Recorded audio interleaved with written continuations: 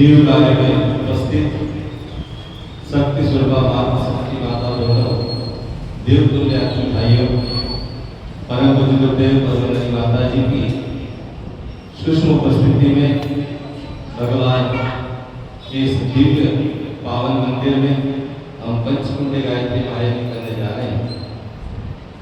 ऐसे अवसर पर जब हमें एक अलभ्य सौभाग्य उपलब्ध हुआ, ज्योति कलश यात्रा शांतिकुंज हरिद्वार से एक अभियान को लेकर निकली और उसके विभिन्न पहलू भी हैं। परम पूज्य गुरुदेव ने अखंड दीपक को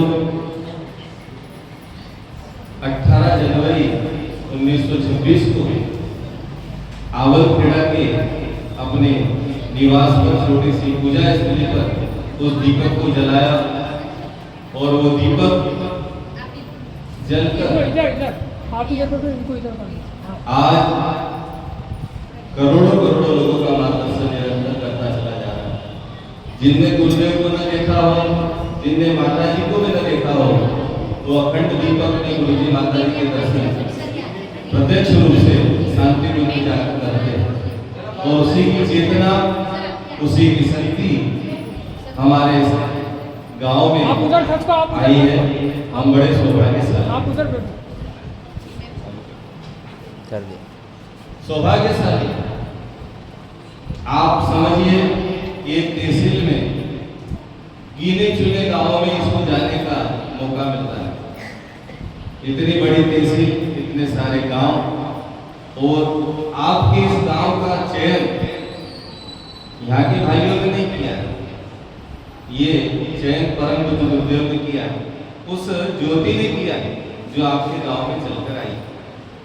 ज्योति कलश यात्रा प्रत्येक तहसील में निर्धारित गांवों में ही जाती है और उन निर्धारित गांवों में आपका गांव बड़ा सौभाग्यशाली है जिसमें ये दिव्य रथ आया। साथ ही एक ऐसा अवसर भी है जब परम वंदनीय माता जी, माता भगवती देवी शर्मा जो हमारे गुरु माँ भी हैं, उनके भी 100 वर्ष पूरे होने जा रहे हैं। 1926 में दीप जलाया और 1926 को ही माता जी का भी अवतरण इस धरती पर हुआ। माता भगवती जसवंत राव शर्मा और उनकी जो माँ थी प्यारी माँ, उनका नाम ही प्यारी बाई था, प्यारी बाई शर्मा। यहाँ 19 सितंबर 1926 को परम वंदनीय माता जी का जन्म हुआ और 1942 में हमारी आराध्य सत्ता परम पूज्य गुरुदेव से उनका विवाह हुआ और तभी से परम वंदनीय माता जी ने इस मिशन की बागडोर अपने हाथ में लेकर परम पूज्य गुरुदेव के कंधे से कंधे, कदम से कदम मिलाकर कार्य किया है। ये जो मिशन दिखता है, हमें गुरु जी को दिखते हैं, लेकिन उस संगठन को बनाने में सबसे बड़ी महती भूमिका हमारी स्नेह सलीला परम वंदनीय माता जी की रही। परम वंदनीय माता जी निरंतर मिशन में अपने बच्चों को प्यार लुटाते थे और ऐसे स्नेह सलीला मैया के साथ में जिन लोगों ने समय बिताया वो बड़े सौभाग्यशाली बनते। तो पैर भी छूले तो वंदनीय माता जी का आशीर्वाद उन्हें मिलेगा। ऐसी माता जी का भी जन्म शताब्दी 2026 में हम मनाने जा रहे हैं। ये कलश, दिव्य कलश, ज्योति कलश रथ केवल इसलिए नहीं निकला है कि आपको यहाँ भीड़ इकट्ठी कर ली जाए, यात्रा निकाल दी जाए, यज्ञ कर लिया जाए, नहीं, इसके पीछे भी उद्देश्य। क्या उद्देश्य है? 4 उद्देश्य बताए हमारे शांति का। पहला उद्देश्य, गायत्री परिवार के वे परिजन जो अपने गुरु के प्रति दिन और रात समर्पित भाव से, पूर्ण विश्वास के साथ, जो गुरुदेव ने कहा कि दुनिया बदलेगी, युग परिवर्तन होने वाला है, मनुष्य देवता बनने वाला है, ये धरती स्वर्ग बनने वाली है, उस उद्देश्य को लेकर जीते हैं। जो अपना सब कुछ छोड़कर लगे जाते हैं, अपनी दुकान बंद करके, अपना अमूल्य समय लेकर परम गुरुदेव के कार्य में जो लगे हैं, उन लोगों को जो है सक्रिय करते हुए, ये पहला उद्देश्य उन लोगों के।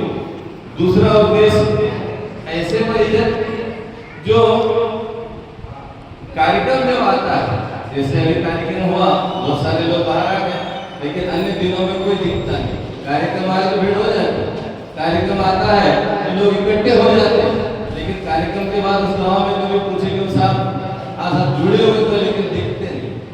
तो ऐसे परिजनों को जगाने के लिए ये रथ आया। तीसरा जो उद्देश्य शांति कुंज ने बताया है कि एक समय बहुत सारे जागृत थे, ऐसे लोग भी हैं। एक समय था जब गुरुदेव का काम दौड़ दौड़ कर करते थे, लेकिन कई बार क्या होता है कि किसी ने कुछ कह दिया, किसी के व्यवहार से, किसी के कारणों से लोग घर में जाके बैठ गए, साहब अपने को तो माला घुमाना है, कोई काम करना ही नहीं। ऐसे लोग भी हैं जो मिशन के हैं, उन लोगों को जगाने के लिए रहता है। और चौथा, ऐसे लोग जो गायत्री माता की जय बोलने वाले हैं, जो यज्ञ भगवान में आहुति डालने वाले हैं, जो समय आने पर अपना समयदान, समय आने पर अंशदान दे देते हैं, उन लोगों को भी सक्रिय करने के लिए रहता है। रथ निकालना उद्देश्य ऐसा नहीं है कि केवल रथ घुमा दिया, 8-10 गाँव में घूम गया, अगली तहसील में चला गया, अगले जिले में चला गया और घूम फिर के शांति कुंज पहुंच गया। नहीं साहब, इसके पीछे का जो मूल कारण शांति कुंज का है, वो 4 स्तर की आत्मा को जागृत और जीवंत बनाने के लिए इस रथ को निकाला गया है। और ये कहा गया कि जो हमारे गुरुदेव ने हमें प्रकल्प दिए, ज्ञान घट के रूप में हो,